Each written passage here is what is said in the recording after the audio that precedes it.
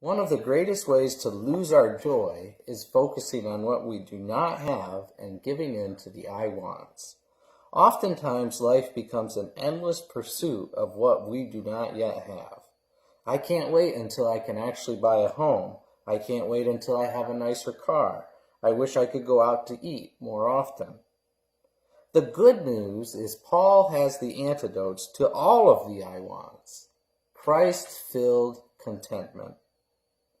He tells us in Philippians 4:10-13, I rejoice greatly in the Lord that now at length you have revived your concern for me. You were indeed concerned for me, but you had no opportunity. Not that I am speaking of being in need, for I have learned in whatever state I am to be content. I know how to be brought low, and I know how to abound. In any and every circumstance, I have learned the secret of facing plenty and hunger, abundance and need. I can do all things through him who strengthens me. Not in need? Paul says he is not in need. Stuck under arrest, no mobility, an itinerant missionary who was simply a tent maker on the side, not in need? How could Paul begin to say this? Because he had learned to be content in every situation and be satisfied with having basic needs met and having Christ in his life. Paul elsewhere makes this bold statement, for we brought nothing into the world, and we cannot take anything out of the world.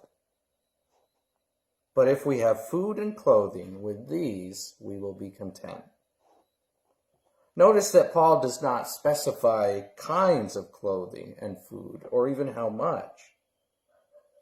We must take note that Paul is likely not saying food as in Olive Garden meals, New York strip steaks, Swan's ice cream, Aeropastel shirts, designer jeans, Macy's jewelry and dresses, Men's Warehouse clothing, and the like.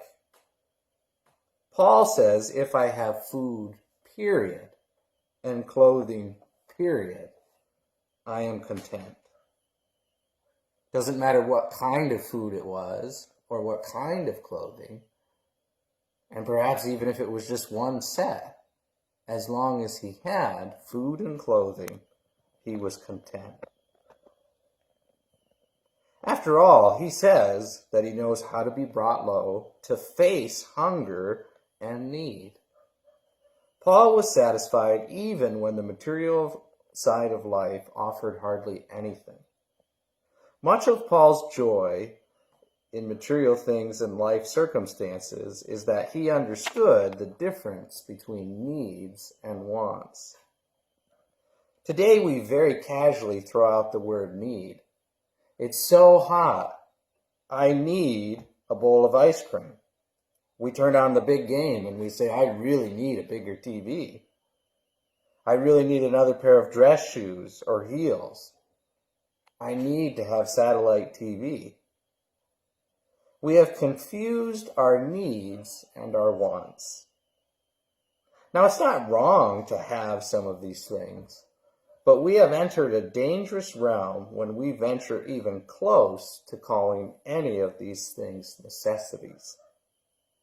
We as people are often in great danger of making life about chasing non-essentials, rather than giving thanks for the true essentials that we do have. Sadly, when we pursue these wants as needs, our satisfaction is always left wanting. Can we be content with having just enough? When I lived in Dallas, Texas for 6 months, I lived in a little one-room apartment that had a bathroom and a table and a little kitchen. And that was all there was there. I slept on a little air mattress and didn't have shelves for my books and even my clothing. Some of them were in boxes. And I had a table to eat peanut butter and jelly at. And I rode a bicycle to work. And I remember at first, I was so ashamed to go out of that building with my bicycle when other people were driving cars and trucks, or even just paying for a bus. And I would sneak out the back door as quickly as I could. And then one day in chapel at the seminary, a speaker told about a visit he took to the country of Jordan and how he bought simply a Pizza Hut pizza for a student there and then gave the student $10. This student from Jordan was elated and profusely thanked the professor for the $10, saying that that was his allotment for a week's worth of food. The professor then went on to tell his own story of being in seminary and living in a little one-room apartment with a wife and 2 children.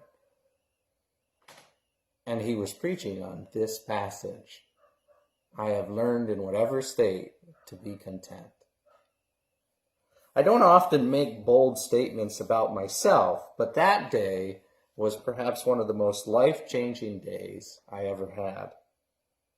I resolved to give thanks for all going forward, and after that I would bust through the door to the apartment with my bicycle and pedal away to work in delight and eat my peanut butter and jelly sandwiches happily, and give thanks for all that God had given me. I was content, and I can say that most of the time I have been since then. Contentment in little brings much satisfaction. But Paul says something else that is very interesting. I know how to abound. Well, Paul, everybody knows how to do that. Life is easy when you have all you could ever want. Is it? It seems the more material things we have and the greater our prosperity, the more our hands fall downward to grab all the things we want, rather than be lifted upward, giving thanks to the heavens for what we do have. I believe one of the reasons we struggle so much for joy in our nation is that we have so much more than others and can dream of having even more than that. Furthermore, having so much more has caused us to live in fear and worry about losing all that glistens and gleams on earth and having to replace it with the quiet contentment found only in the unseen God and his unseen promises. So how do we remedy our endless reaching and striving?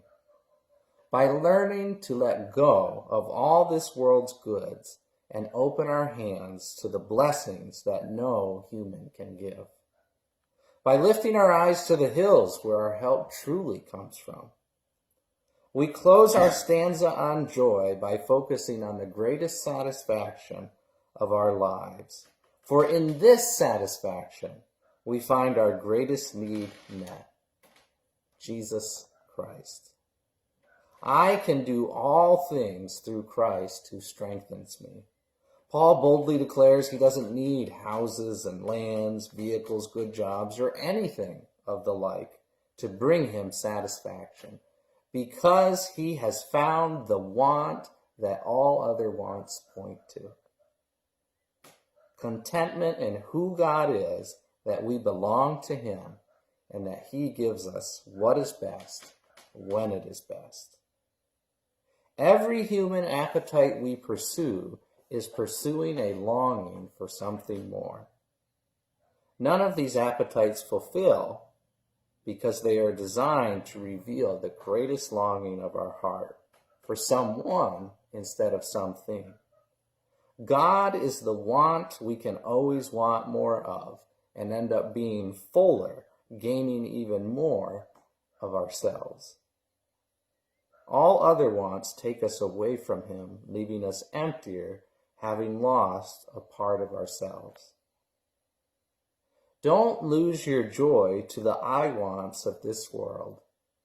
Turn to whatever your lot is in life, whatever your circumstances are, whatever you own, and say, I do not want because I have him.